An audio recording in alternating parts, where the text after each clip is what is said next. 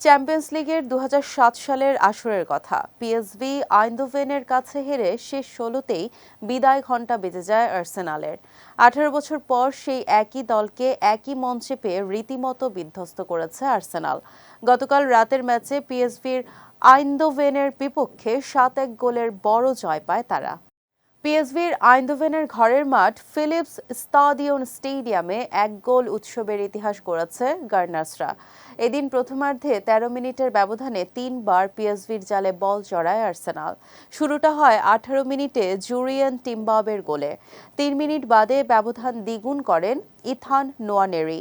ম্যাচের ৩১তম মিনিটে আর্সেনালের হয়ে তৃতীয় গোল করেন মিকেল মেরিনো।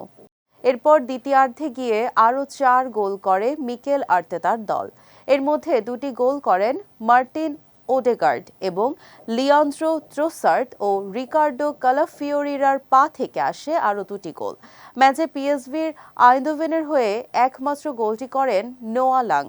এতে করে শেষ পর্যন্ত ৭-১ গোলের ঐতিহাসিক জয় নিয়ে মাঠ ছাড়ে আর্সেনাল।